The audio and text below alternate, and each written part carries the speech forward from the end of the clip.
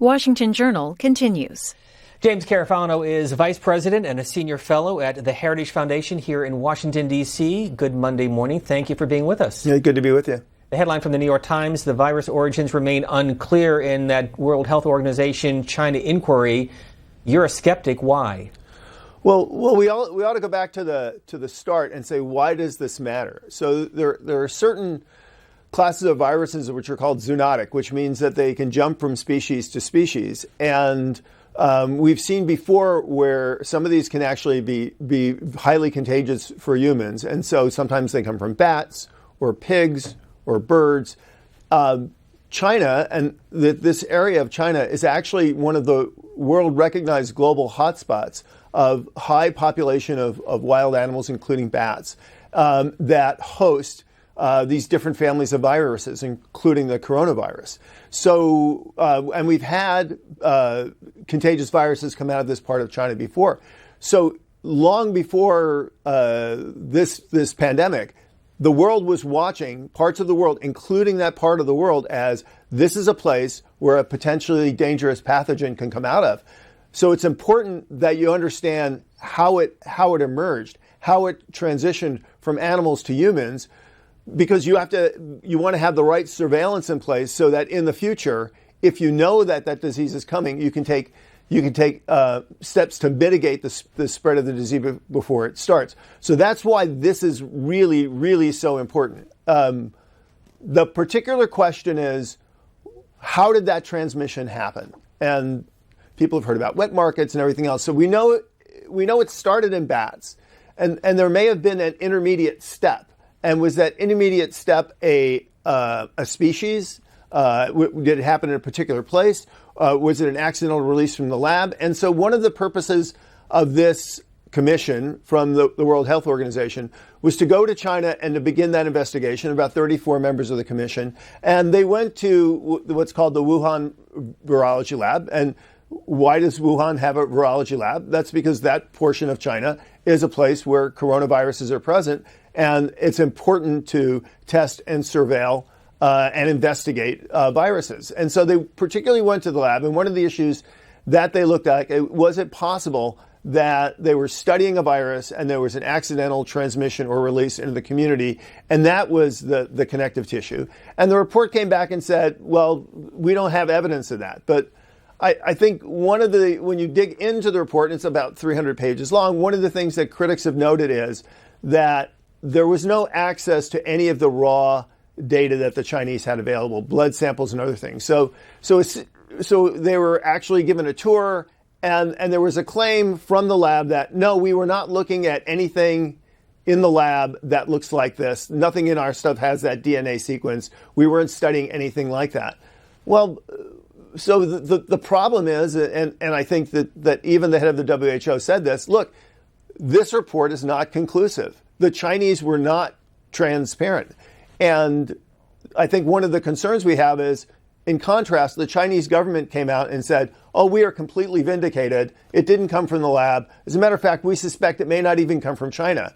Well, what's deeply problematic about that is we have to understand the origins of the virus so we can have the surveillance and the testing in place to make sure if another virus emerges, and it will, because these coronaviruses are actually very, very adaptive, very changeable, and very likely to create threats to humans, that we have the mechanisms in place to start again. Because I think if we've learned anything from this particular pandemic, is the best way to deal with a pandemic is not to have an outbreak to begin with.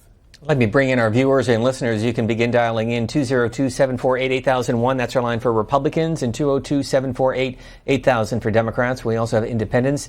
James Carafano from the Heritage Foundation. He'll be joining us until the top of the hour. And I want to go to the larger issue of your long-term distrust of China. This is a piece that you wrote back in December for the Daily Signal, but relevant to what we're talking about today. Quote, The Chinese Communist Party has lied about COVID-19 from the start, and it is still lying. The regime is mendaciousness about COVID-19 began when it underreported the size of the initial outbreak in China. Then the communist government tried to hide how contagious the disease was, even denying that it could be transmitted by human-to-human contact. The Chinese also allowed international travel to continue, knowing it is likely exporting a global outbreak. Such self-evident falsehoods cannot stand forever.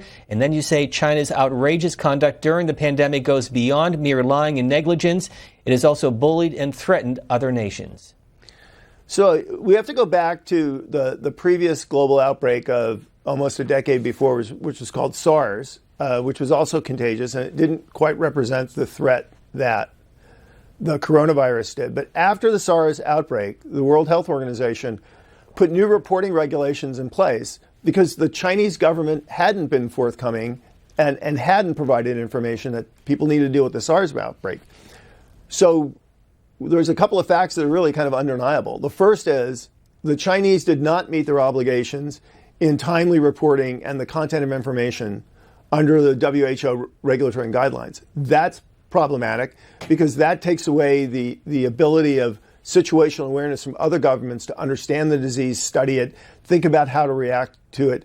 Think about things, for example, like do we need new kinds of tests to test for this? Do we understand how it's transmitted? And then we know for a fact that as the disease began to spread in mushroom, the Chinese did not restrict international travel, and tens of thousands of people challenged globally. One of the particular issues that we know about is there are a number of Chinese that work in Italy in the garment industry. Many of them went home for the Chinese New Year. Many of them returned to Italy, which I think most people believe is the reason why we had this huge initial spike and outbreak in Italy.